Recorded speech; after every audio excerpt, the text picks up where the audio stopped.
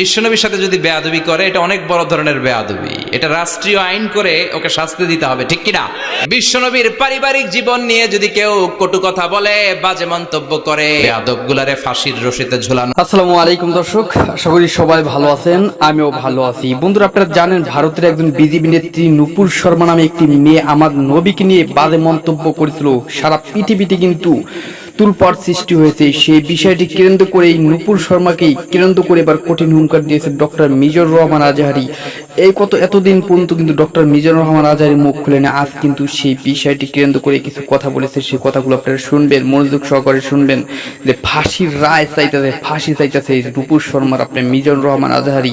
আমি সেই কথাগুলো আপনারা তুলে ধরার চেষ্টা করবো। চলুন আর দেরি না করে সেই কথাগুলো আমরা প্রমাণ সহকারে দেখি। আপনারা আমাদের প্রিয় একজন বক্তা ডক্টর মিজানুর রহমানের কথাগুলো আমরা শুনবো। চলুন আর দেরি না করে সেই কথাগুলো শুনি। ইংল্যান্ডের ব্রিটিশ মিউজিয়ামে যদি কখনো ঢুকেন, দেখবেন ইংল্যান্ডের ব্রিটিশ মিউজিয়ামের এন্ট্রান্সে এই সাদা পাথরের ফলকে লেখা, as a father, as a teacher, as a law giver, as a law maker, as a reformer of the society, Muhammad is the superman of the world.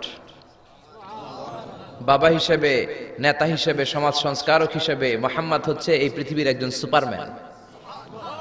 ও যুবক ভাইরা, সুপারম্যানের টি শার্ট গেঞ্জি লাগালেই সুপারম্যান হওয়া যায় না, সুপারম্যানের ট্যাটু লাগালে Superman হওয়া যায় না, সুপারম্যানের স্টিকার লাগালে সুপারম্যান হওয়া যায় না। সুপারম্যান হতে হলে বিশ্বনবীর অনুসারী হওয়া লাগে। চিল্লায় বলেন ঠিক কিনা? এটা কি কোনো মুসলিম দেশের জাদুঘরে, মিউজিয়ামে লেখা, নাকি খ্রিস্টানদের জাদুঘরে? আসেন এবার বৌদ্ধ ধর্মে ঢুকি। বৌদ্ধদের বর্তমান বিশ্বের সবচেয়ে বড় ধর্মীয় নেতার নাম দালাই লামা, তিব্বতের ধর্মীয় গুরু। তিনি একটা ইন্টারন্যাশনাল কনফারেন্সে বলেছেন, the last messenger of Muslim community, মুসলিম বিশ্বের সর্বশেষ নবী তিনি সাধারণ কোনো মানব নন, তিনি অবিসংবাদিত মানব হয়ে পৃথিবীতে এসেছেন।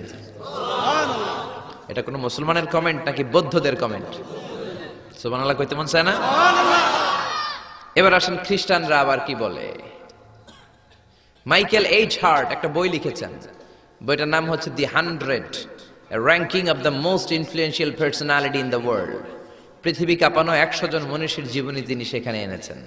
সেখানে তিনি তার ধর্মের নবী জেসাস ক্রাইস্ট, যিশু খ্রিস্টের জীবনী এনেছেন, মুসা আলাইহিস সালামের জীবনী এনেছেন, জোসেফ, ইউসুফ আলাইহিস সালামের জীবনী এনেছেন, আব্রাহাম মানে ইব্রাহিম আলাইহিস সালামের জীবনী এনেছেন, আদম আলাইহিস সালামের জীবনী এনেছেন, আইনস্টাইনের জীবনী এনেছেন, আইজাক নিউটনের জীবনী এনেছেন, দালাই লামার জীবনী এনেছেন, গোটা বিশ্ব কাঁপানো সব নেতাদের জীবনী এনেছেন।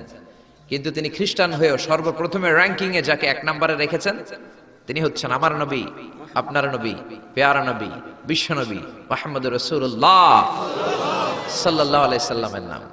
এটা এই বইয়ের লেখক কি কোনো মুসলমান না খ্রিস্টান? এবার আসেন হিন্দু ধর্মের একটু ঢুমারি। মহাত্মা গান্ধীর নাম শুনছেন?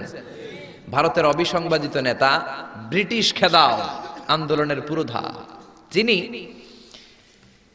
বারেট ল করেছেন লন্ডন থেকে, পেশায় একজন ব্যারিস্টার। তিনি ভাবলেন সব সময় মুসলমানদের একজন নবীর কথা শুনি, আমার হিন্দুস্থানে সবাই বলে মোহাম্মদ, মোহাম্মদ, কেই মোহাম্মদ, দেখি তো তার একটা জীবনী গ্রন্থ পড়ি। তো 2 খণ্ডের একটা জীবনী গ্রন্থের প্রথম খণ্ড উনি পেলেন। উনি ভাবলেন ভূমিকাটা, বইয়ের ভূমিকাটা পড়ে রেখে দেব, পুরোটা পড়ার দরকার নাই। কিন্তু ভূমিকা পড়ার পরে পুরো জীবনী পড়ার আগ্রহ, কৌতূহল, কিউরিওসিটি তার অন্তরে ঢুকিয়ে দিল কে? পড়তে শুরু করলো। বিশ্বনবীর শৈশবকাল, কৈশোরকাল, যৌবনকাল, তার বিবাহ, তার সমাজনীতি, তার রাষ্ট্রনীতি, তার আন্তর্জাতিক নীতি, তার মাক্কি জীবন, তার মাদানী জীবন। পড়তে পড়তে প্রথম খণ্ড শেষ। এখন দ্বিতীয় খণ্ড পড়ার দরকার আছে না নাই? দ্বিতীয় খণ্ড তো তার কাছে নাই। তিনি একবার ইন্ডিয়ার পুরাতন লাইব্রেরিগুলোকে তন্ন তন্ন করে খুঁজে দ্বিতীয় খণ্ড জোগাড় করলেন, সেটাও পড়লেন। পরে তিনি অবাক। তিনি কমেন্ট করলেন, I have scanned lot of biographies in my life, but the biography of last messenger Muhammad was an unique, unparalleled and fantastic biography I've ever read. চিল্লায় বলেন আল্লাহু আকবার। আমি ভারতের নেতা মহাত্মা গান্ধী অনেকের জীবনী পড়লাম, কিন্তু মুসলমানদের নবী মুহাম্মদের জীবনীর মতো কোনো জীবনী পাই নাই। এই জীবনীটা, এটা একটা ইউনিক, আনপ্যারালাল, ফ্যান্টাস্টিক জীবনী, যে জীবনীর সাথে কারো জীবনীর কোনো মিল নাই। পড়েন সুবহানাল্লাহ। এটা কোনো মুসলমানের কথা না হিন্দুর কথা? এটা হিন্দুর কথা। ইংলিশ লিটারেচার নিয়ে যারা পড়াশোনা করো তোমরা জর্জ বার্নার্ড শোর নাম শুনে থাকবে, শুনেছো? তিনি লিখেছেন বিশ্বনবীর বায়োগ্রাফি পড়ে, I've studied him, the wonderful man. In my opinion, far from being antichrist, and he must be called the savior of humanity. আমি মুহাম্মাদের জীবনীটাকে ব্যক্তিগতভাবে পড়েছি। আমার পক্ষ থেকে তাকে খ্রিস্টান বিরোধী বলা তো দূরের কথা, তাকে মানবতার ত্রাণকর্তা বলতে হবে। চিল্লায়